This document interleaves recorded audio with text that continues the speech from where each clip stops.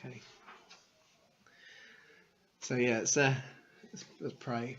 So, yeah, Father, it's fantastic to have the time and to be able to take time to remember this story. And Jesus, that this is a remarkable story that has been told and retold. And even when we get the details wrong, it still has power to change us. And so, Jesus, just thank you for the privilege of getting to know it deeper. In Jesus' name. Amen. Amen. Well, we're only a short way away from Christmas. But actually, in terms of Jesus' story, of course, we kind of have moved through Christmas. We're coming out the other side now. So this evening, we've got the two parts of this evening. First part, we're going to look at Jesus' flight to Egypt and what's going on with Herod. Because there's more to the story of Jesus. And because we tend to only know the bits that we read in the Bible, and we don't see the wider context, we don't actually understand quite how delicate or how dramatic what's going on in the Bible is. When the gospel writers first wrote it, they assumed people would remember some of what was going on, and therefore it would make sense to them, and it would be a dramatic story, whereas we kind of lose some of that detail. So we're going to think first about the political situation while Jesus is in Egypt and how that's been divided between him and what's going on with Herod. And then in the second half, we're going to look at Jesus growing up and seeing how the politics is changing, and how the situation is preparing itself, ready for Jesus kind of coming in his adult ministry. So that's the shape of the evening. So, so we remember where we got to. So when Joseph and Mary had performed everything according to the law of the Lord, they returned to Galilee. So they returned to Galilee, I'll put that one in red, and they returned to their own town of Nazareth. I meant to put Nazareth in red as well. Because remember the flow, so they go up to Galilee and then they go to Nazareth. The only reason I've highlighted that is because we thought last week about how probably the part of the reason why it takes a few days for the Magi at least to find them is because they're having to trace them from Bethlehem, where they first initially go to search. They travel back up to Galilee, and they may have heard that they're going to Galilee. We don't know that from this statement, but the way I like to think of it is they might get told, well, they've gone to Galilee. And when they get to Galilee, well, where is he? Well, and then eventually they find their way to Nazareth, which is actually only a very small town. So they're going up there. Jupiter stations in the sky about the 19th or 20th of December, as we said. So they're probably arriving, certainly in Galilee. It's going to be stationary for a few days. Now, who's noticed something there? So it stops in the sky on the 20th of December. It's going to be in the sky for a few days. So actually, we celebrate Christmas on the 25th. This isn't the day Jesus is born, but it could well be the day that the Magi are arriving there, because it's the day that the star, the Jupiter, is stationary in the sky. It's the period that it's stationary in the sky. So perhaps they locate Jesus on the 25th of December. It really, to me, doesn't matter if that's the case. I just think it's amusing to notice. It's interesting to spot if we're kind of following those things. So they stay in the area. This is really just a recap. They stay there through the Roman New Year. Jupiter starts moving eastwards again. So on January the 5th, it leaves Aries, which is the sign that covers Judea.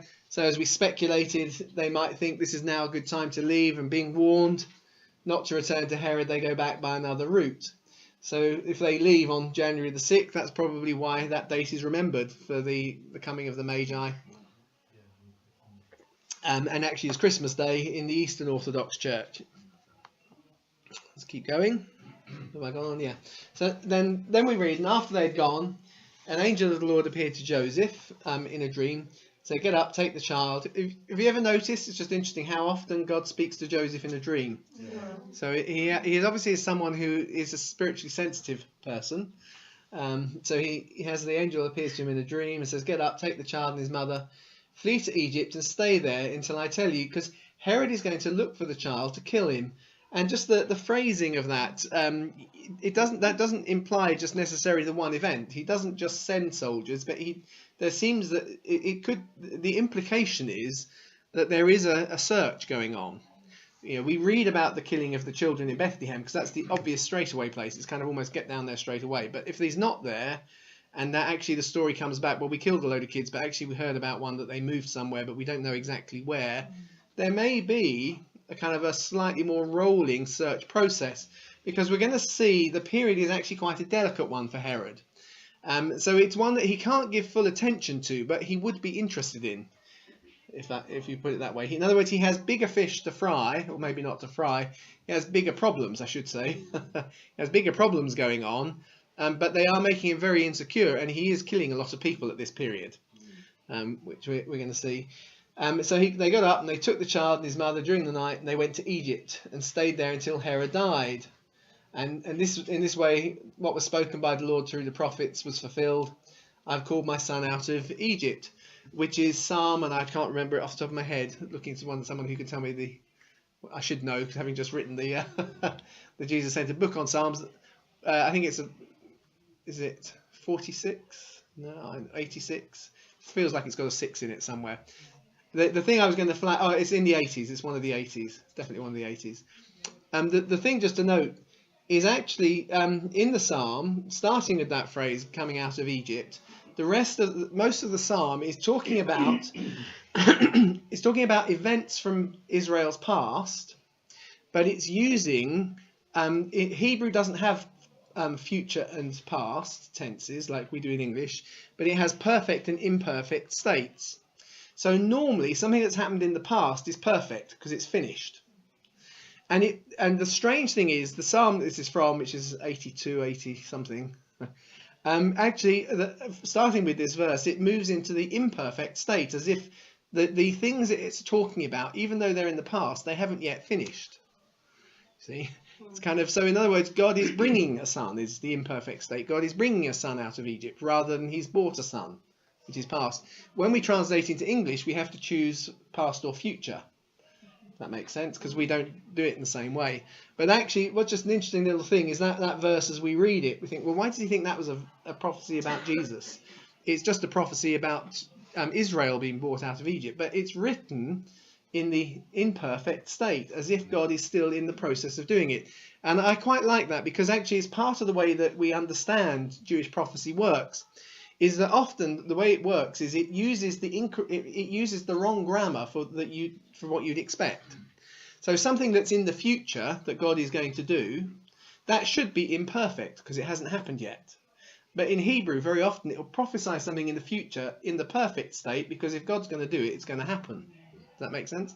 Likewise, what it does here is it looks back at the past and it sees certain events as being somehow more spiritually generative, and they go on and on happening, and they cycle round and round again.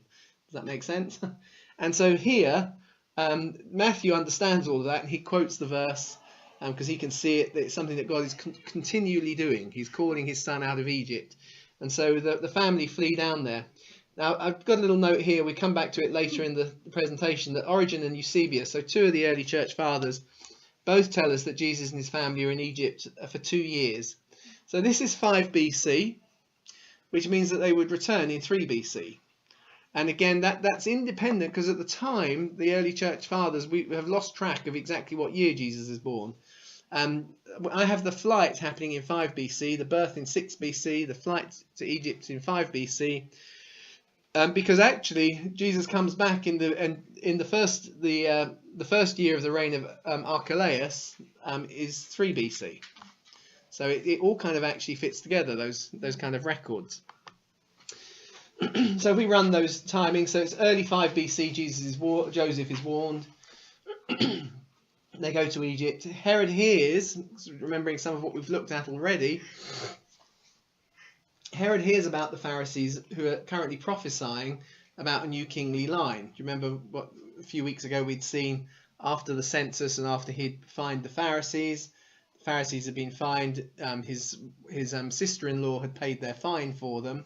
And the Pharisees had started to prophesy, and it's around 5 BC, that Herod's line is going to be replaced by Pheroras' line.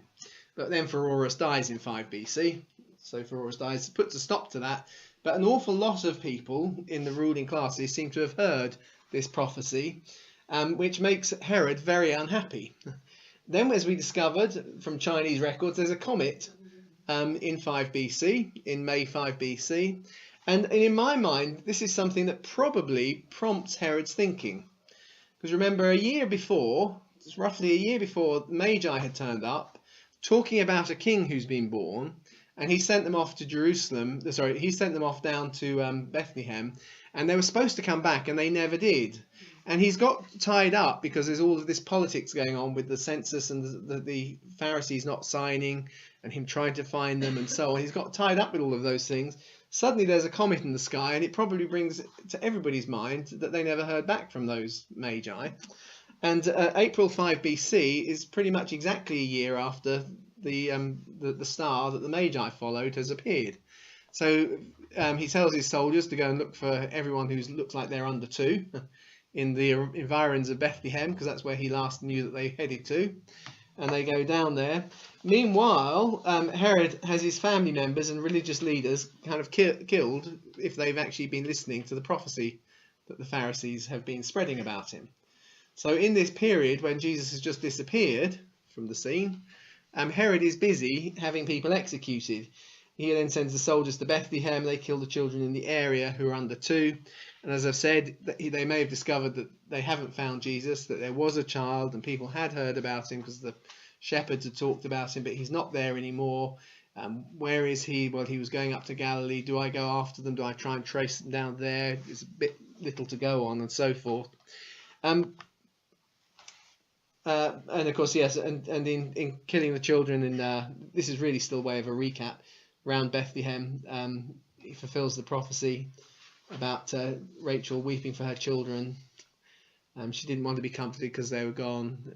And again, you get this same idea. It's a very kind of Jewish idea with prophecy. It's a past thing, but it's almost like it's a spiritual principle that somehow attached itself to Bethlehem, the weeping of the mother for her children and so on. But the crime is happening at the same moment that Herod is having the leaders of the Pharisees arrested and killed. So the death of a few peasant children is not what the historians record.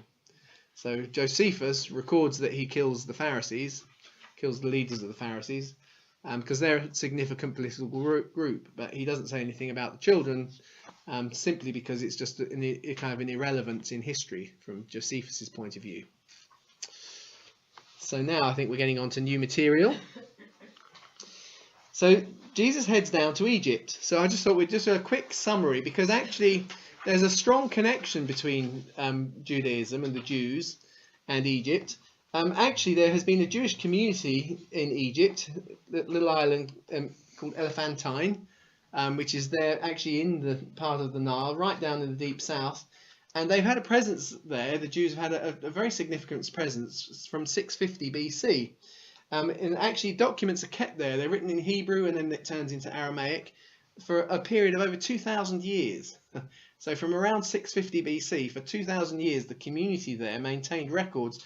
And it's really important archaeological evidence for a huge amount of Middle East history, not just Jewish history. But so we know that they're there. And more than that, there's some... let's keep going. It was originally founded, this place, because Manasseh has sent, who we read about in the Old Testament, Manasseh has sent down a group of soldiers to partner with Pharaoh, who's fighting against the Nubians. They're just across the river there, on the Gulf of the Red Sea there. And so they set up a base on the island. They maintain that, and they actually build a temple there, or a house of God. But it seems, from the archaeology, that just like Manasseh, they kind of allowed it to become kind of a bit mixed up religiously. So it allows syncretism with the local deities and gods.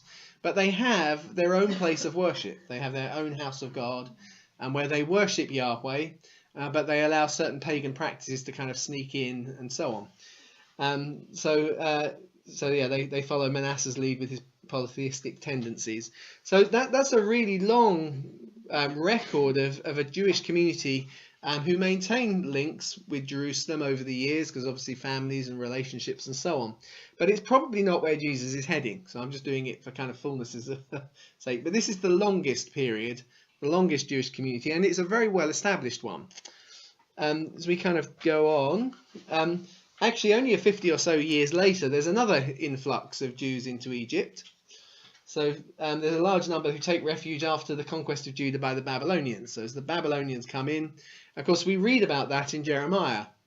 Remember, Jeremiah says you really shouldn't be making an allegiance with Pharaoh. You shouldn't be going down to Egypt, and so on. And they don't listen. And to make it worse, they take him with them forcibly. So the only person who doesn't want to go has to go. But they take him down and they settle. Jeremiah tells us about is it 4 locations? Yeah, 4, but we only know 3 of them. So Tarpanes, which is up there in the north, Nof, and then in the area that's referred to as Upper Egypt, Pathros, which I've kind of circled there. And so and so again, there have been now communities of Jews living since before the deportation, because this is when the Babylonians are first kind of attacking, that have now been there in Egypt. So you've got a little kind of run, and like with all of these things, you see they follow up the Nile. But as you run down the Nile, there are several Jewish communities that have got very long-standing history. But the big things really happen is obviously the majority of the Jews and the Israelites before them have been deported first to Assyria, to Babylonia, into Persia, and then the Greeks come and conquer. And they keep getting spread out over the empire. And so the most significant kind of spread of Jews into Egypt was actually the city of Alexandria, which is founded by Alexander the Great. And actually, it seems that from the very beginning, a huge chunk of his army, when he founds it, is Jewish. So he's got a large Jewish contingent, and as a result, the Jews actually helped found Alexandria. So they formed a notable portion right from its outset. Eventually, they're going to be given 2 out of 5 districts. So they actually own 2/5 of the city to separate themselves, and they stay pure from the indigenous cultic influences. So Alexander has kind of been spreading folks all over the empire. He builds this incredible city, Alexandria, which is really one of the. It is one of the. Well, of course, Alexandria was famous as one of the wonders of the ancient world.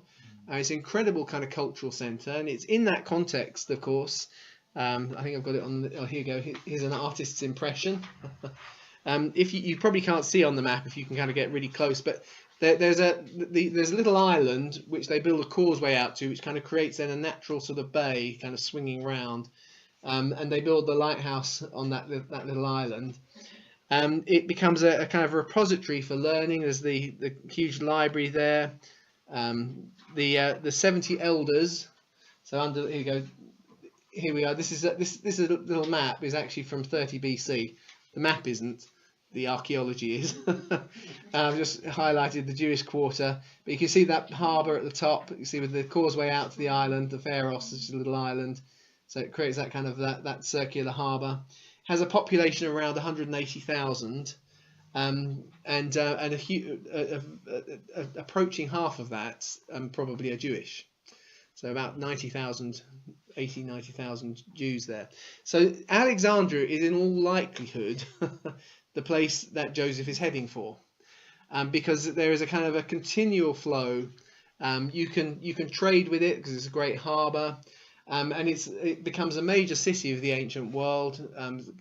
If you remember, just before about the time when this map is taken, actually, Mark Antony wants to make it the new capital of Rome, which doesn't go down well in the Senate.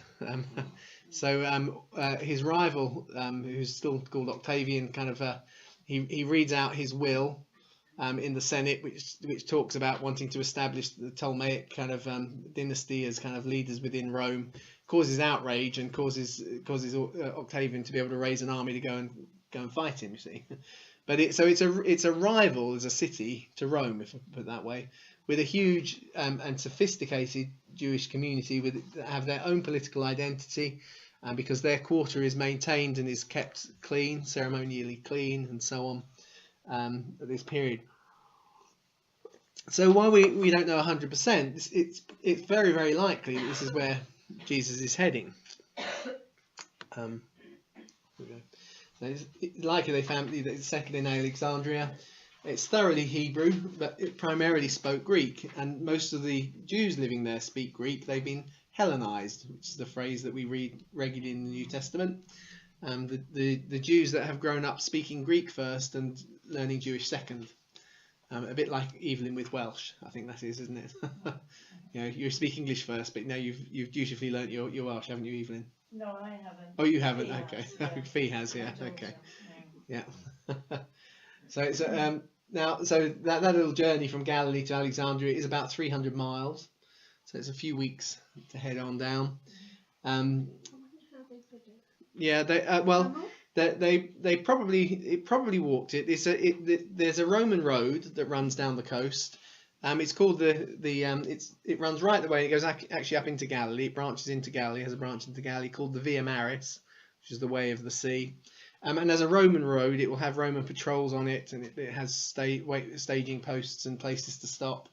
So they probably do it with a donkey and on foot. And they probably join a party of folks. It's kind of travelling parties that stick together, and you stop and you take refreshments as you need them as you go. So it's very often it's interesting how the world very seldom looks like a Hollywood picture of a biblical story, if I can put it that way. That actually the ancient world was far more sophisticated in its habits than we give it credit for.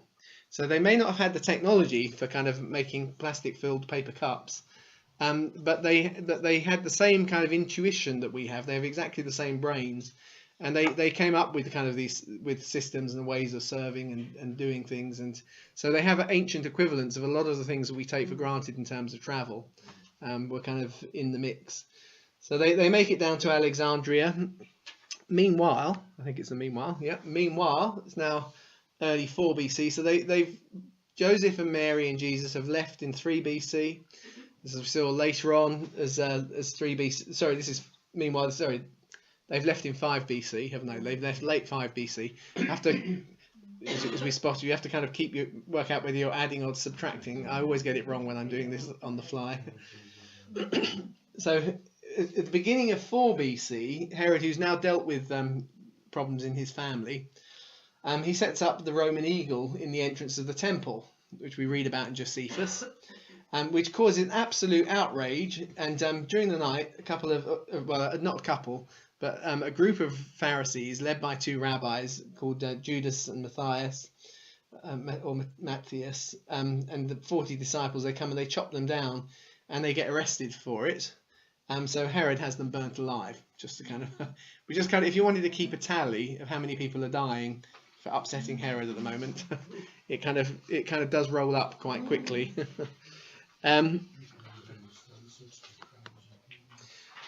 So we're understanding what it is that Jesus is getting away from. You can see it that way. He's getting away from.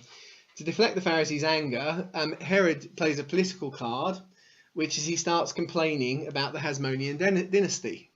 So it's if I can say it in a kind of way that's not too provocative, but it is kind of it is the kind of dog whistle kind of political issue. It's always somebody else's fault.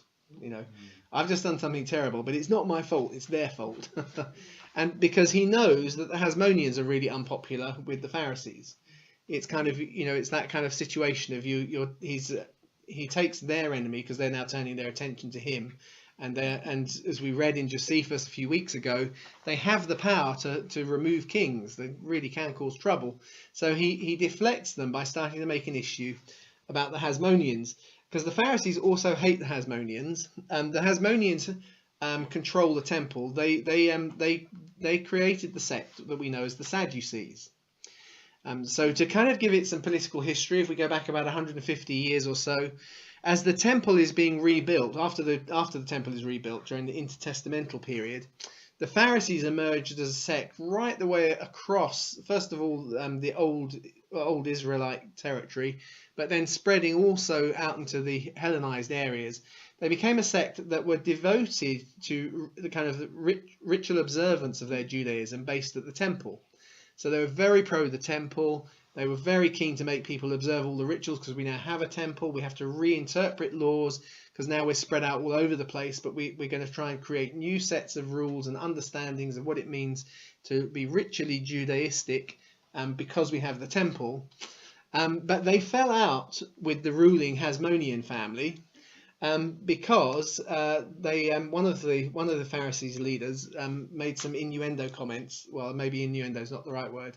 He basically said that his mother was asleep around. So famous leader John Hyrcanus, he makes a comment saying, well, we're not really sure whether you're Jewish because your mother wasn't that kind of, whatever. And so, of course, John Hyrcanus takes offence, understandably. And so he sets up his own group to be like the Pharisees, that we kind of really are built around the temple ritual, but because we're the ones with all the money and all the control, we control the temple.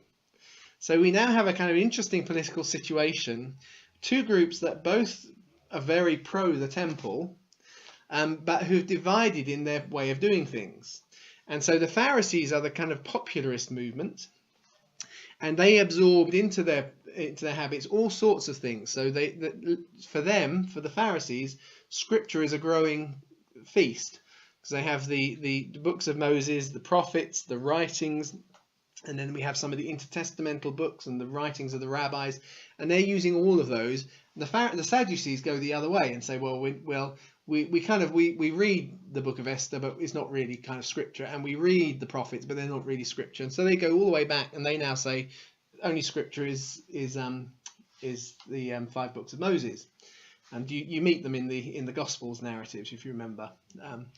And so they both are very ritualistically focused on the temple, but the Sadducees rule it. So he kind of focuses their attention on them and this historic kind of division and the way things have gone. Well, I've got many of the leading families are killed. Oh yeah, so yes, by turning their hatred towards the Hasmoneans, he is able to engineer situations where he can start getting members of the Hasmonean dynasty who previous to Herod were in control of Jerusalem. So they are the previous political force. You can see again, it's the same wave of anything that makes Herod feel insecure. He's managed to turn 2 of his political rivals against each other, and he's able to execute more people. This is all happening in 4 BC. You can understand a little bit why the angel says probably best to move out from Jerusalem.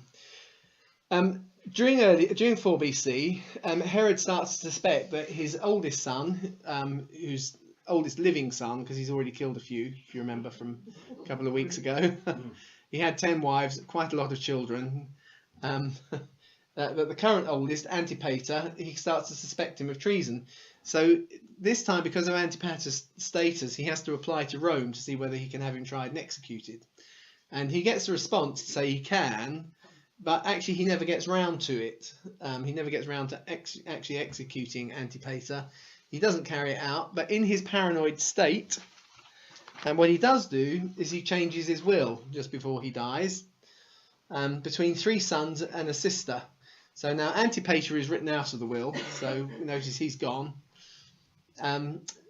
Antipas challenges the will. So if we look at who's there, Archelaus gets the lion's share in Judea of his territory. Antipas gets the slightly smaller Galilee and Perea, and feels a bit aggrieved. He thinks he should have got more, so he challenges it straight away.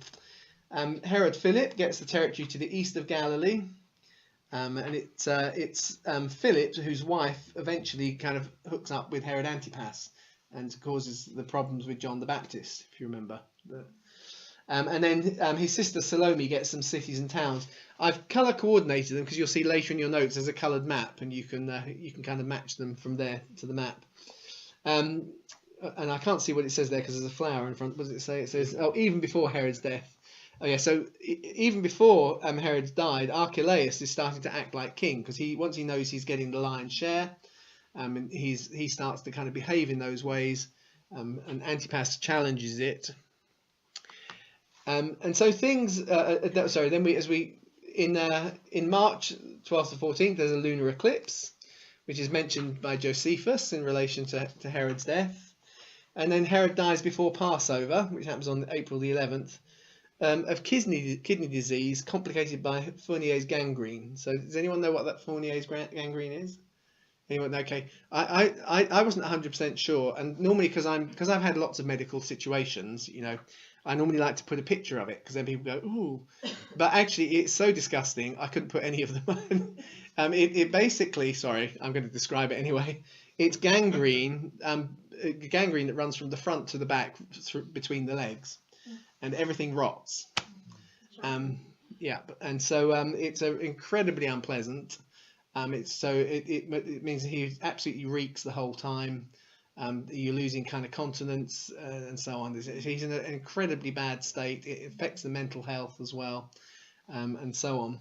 And actually, in that place of incredibly angry because of the pain and poor mental health, he plans, for reasons that we don't really understand, that when people come to mourn him, because he knows that they don't like him, so when they come to mourn him, he's going to have them massacred. So his final act is that when I die, I have made arrangements to have everyone who turns up to my funeral to be executed. Okay. So just kind of getting a feel of what it is that Jesus has got away from. So he does die, but actually the massacre. Did it say it on the last slide at the bottom there? What did I say there? But Archelaus, yes, it's Archelaus who finds out what's going on and undermines it, and it actually buys Archelaus some gratitude. So Herod has now gone, and Archelaus is suddenly liked by the Pharisees, because he's basically got them all off. He's stopped them getting executed. So they're now emboldened, and they start campaigning, asking Archelaus to make reparation for the executed rabbis, Judah and Matthias.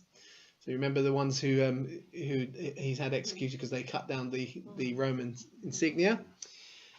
So what happens is, as pilgrims start to gather for Passover, they start to kind of spread the word that Archelaus needs to kind of make right what his father has done, and so on, and they start to agitate.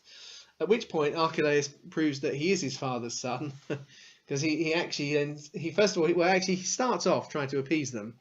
So he sends them a delegation. He includes a general and a tribune and some soldiers, but the Pharisees actually kill some of them. So it's in their fervour of pushing them around, who's come from Archelaus, and trying to demand recompense now that Herod has gone, they end up probably accidentally killing them, which means Archelaus kind of then responds in kind, which is at midnight he orders the whole army, which he has command over because he is there as a vassal of Rome, into the city and the temple. And Josephus tells us that 3,000 people die in the city and the temple. So it just kind of, as I said, growing up, we have that story of Jesus has to flee to. We actually miss just how violent Jerusalem becomes and Judea becomes in this very short. It's a very short window of period of time. I mean, it's interesting again just how the history kind of matches up. So Passover actually gets cancelled. It is we're cancelling Christmas this year. So it does happen from time to time, but you have to be quite a ruthless leader to get away with it. So Passover is cancelled it's already happened in 4 BC, so I think that'd be the fifth. It is the 4 BC Passover, isn't it? Sorry, yes, they don't actually. It never actually kind of carries through. So meanwhile, now up in Galilee, what happens is, so Herod has died a few weeks before Passover. This has happened down in the south in Judea. Archelaus has been put over Judea. Herod Antipas has been given Galilee. And actually, as he goes up there, what's happened again with Herod's death, this is often the way, isn't it? You think about what happened in Serbia and Croatia and so on, which used to be under Yugoslavia. And under Tito, he kept very tight control of everybody. When he died, it all blew up. And it's a little bit, there's a dynamic of this happening, because obviously Rome is there and in the background, but in terms of immediate power, nobody holds it quite like Herod did, and it all starts to fracture. And so a guy called Judah ben Hezekiah leads some of the men of Sepphoris in a revolt. So Herod had previously sieged the town in the civil war, if you remember. So I keep saying if you remember, as if we did this a few weeks ago. I don't think we did. I sometimes do a session on the intertestamental period, and what we discover is, obviously, basically Herod was elected by the Roman Senate to become king. So they then gave him a big army, and he went and became king by force, you see. And there was a civil war at that period. So during that period, Herod had actually sieged the town. That was in 38 BC. But actually, as Judah ben Hezekiah leads this revolt, Varus, who's the governor of Syria, is looking down from the Roman province above, but can see the problem, and he steps in, comes down, and responds very promptly and destroys the city. So he kind of he basically burns it, and about half of it is destroyed, and but some of it's still habitable.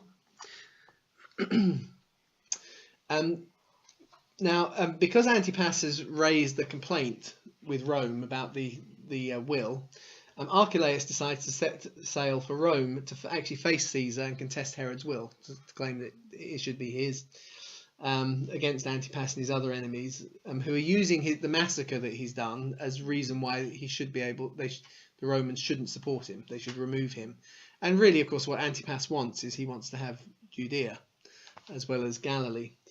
But Rome settles the issue and favours Archelaus, so he's given Judea and Samaria. I'm just trying to think. There's some bit that okay, but there it becomes the backdrop actually to Jesus' parable of the miners, if you remember, which right towards the end of Jesus' ministry, he tells the story. He's of a nobleman who goes to a far country to receive for himself a kingdom. So when Jesus is telling that story, everybody knows the story because they remember that Archelaus had made such a bad start of being the king that actually he almost lost it, and he had to go to Rome to have it decided whether he could have it or not. And it says, and they sent a delegation. His citizens hated him, so they sent a delegation after him. I think did I have it on the last slide? I think that where is it? Yeah, Archelaus. Oh, so no, I haven't got it there. Okay, I don't think I've got it on the slide.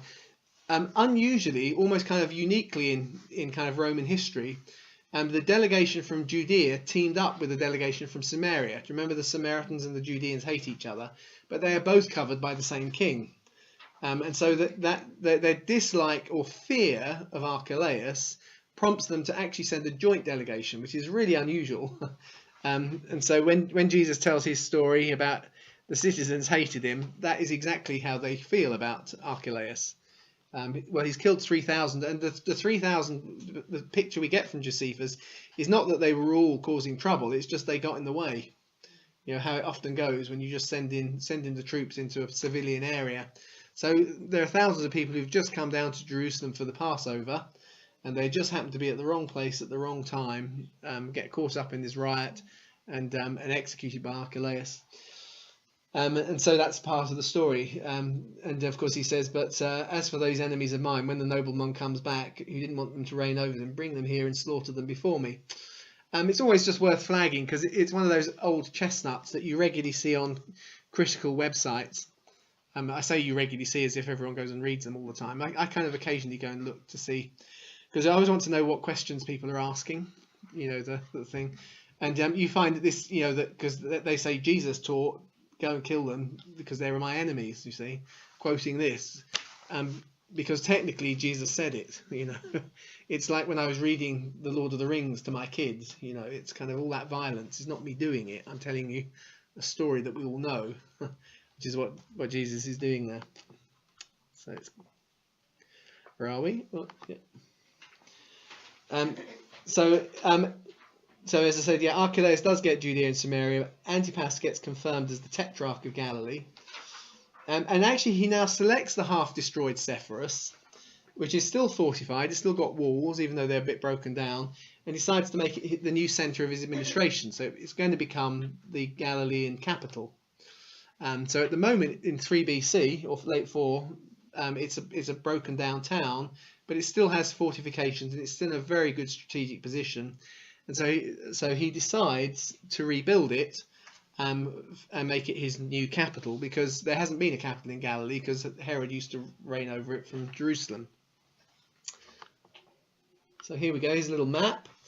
You can see. So the green area at the top there is Syria, which is where the troops have come down, where they've destroyed Sepphoris. Sepphoris is roughly in the middle. It's right on the top of a hill. It's visible from all the way around the Sea of Galilee, because it's there. It's the city on the hill who you can't hide. And although Jesus doesn't name it, that is the city that you can't hide, that everyone can see it from everywhere. That isn't always the way. A city at the top of a high hill is always the easy one to defend as well. It's a good military advantage. Same as Safford. Is it the same as? Safford. Is it Safford? Which is, I don't know. I thought that was the city on the hill. Oh, okay. Oh, okay. Well, it goes through various name changes. I go with the Greek version of the name. Sometimes it's called Sephora. The Greeks, the original Hebrew town is Zephora. So you've got, it may well be that in one of the kind of various ways of kind of translating it, it's come out as Safed. There's another way of looking at it. It's only 3.5 miles north of Nazareth, which we're going to come to. Yeah, that's right. The town on the hill. Yes. Yeah. So you're thinking Where when he we says were about the when we were there, weren't we? Shining the light. Yeah. Yeah. Yeah. Yeah. So Or Jewish. Full of occulty stuff. is that right? That's about right. About right now. Horrible. So the green area is Syria. It's now outside of the Tetrarchy, which is Herod's old kingdom. The pink areas there belong to Herod Antipas, so in Galilee and Perea. The green area is Archelaus. The orange area is Philip II, and the grey areas belong to Salome, Herod's sister. That's how it's kind of been broken up. But let's keep going. At the end of 4 BC, so they're coming to early 3 BC, it's probably around there, that an angel tells Joseph that now Herod is dead and it's safe to return to Judea. So Joseph sets off again, which is a good place to take a break. Now, as some of you will already be anticipating, it is safer than it was under Herod, but it's still not stable. It's still not stable, which of course we are going to pick up. So that's a good place to take a stop. But does anyone want to ask any questions at this stage? We haven't done much biblical text. We've just been doing the kind of history of the period at the moment. Does anyone want to ask anything? I can't promise I know it, but what I find is some years, I say some years, I don't know how many years it was, I first kind of got the basic history in place. And once you start to get the basic history in place, you can you see something on television and you can fit it in. But if you don't have that framework, it never builds, if that makes sense. Yes. So part of my hope in doing this is not necessarily everything that you remember today, but actually if you get, okay, I know a bit more about, and then you'll see something like there's a series going on at the moment with Bethany Hughes on 8 Days That Formed Rome and so on. You will hear things and you go, oh yeah, that fits in there. That's how it connects. So I mean, it starts to. She actually mentioned, which is actually where I got that little fact from, which is that he wanted to make out. I thought, oh, that's really interesting because that's probably where Jesus was living a few years later. So it's actually quite a major Roman city. So yeah, that's really what I mean. Because often people say, how do you know all this? I don't know. I think what you do is once you start to put the framework in, you fill in the details. If you try and learn it from details, you just forget them. But if you've got a framework, you kind of think, oh yeah, that fits there, this fits here, so on. Haven't the Copts have got quite a lot of tradition about various well, one should say with Alexandria, because we're going to move away from Alexandria now, but it's worth touching on, is the Coptic Church and the Greek Orthodox Church both trace their origins to Alexandria. So they were part of the same missions movement that came under it came under the aegis of Peter. If you remember, I keep saying if you remember, that's me remembering stuff that I've taught, which you haven't necessarily sat in on. What happens is that we're told that Mark goes and he's effectively there as Peter's representative. So Peter is considered to be the planter of the church in Alexandria, but he never physically turns up. It's Mark, but Mark has gone, if you like, under his kind of it was part of Peter's missions movement, and there's a very, very strong, very early church in Alexandria, which eventually, as history develops, becomes both the Greek Orthodox and the Egyptian Coptic Church. So those two major historic divisions actually both root back to that major city. And it really is a big city. As I say, it's one of the ancient world's biggest, most kind of cosmopolitan cities. So, any other questions? Violent. I know, You think of the Romans being incredibly violent, but this is Herod and all of his family. And his family, yeah, I know it is. Supposed to be the Jews. Yeah. Yes. Edomites, they were Edomites. Yes. Although technically, it's an interesting kind of thing because they were. Herod is born Jewish because in the Jewish way of thinking, his parents had been proselytes, so he was circumcised on the 8th day, and he'd gone through everything. So he was born into Jewish parents, circumcised, and so on. So that sounds like, because we think so much genetically because we know genetics, that seems odd to us. But the reason why I think it's important is actually that is the principle that God lays down in the Old Testament, that actually it's not if you're born to proselytes, you do become fully Jewish. There's no kind of second-hand status, if you see what I mean. You really are in there, which I think is a very if I can put it was an incredibly progressive and sort of forward blessing sort of thing. So Herod is, but he is, of course, I think I've done this in other sessions, is a bit like kind of Obama and is he born in Hawaii or in Kenya? You know, that it becomes a controversy amongst those that don't like him, is that actually he's not really, he shouldn't be, he's an Edomite, but technically he is. So yeah, that's good. Well, let's take a break for a cup of tea. And then we're going to be thinking about Jesus growing up on that city on the hill next. So.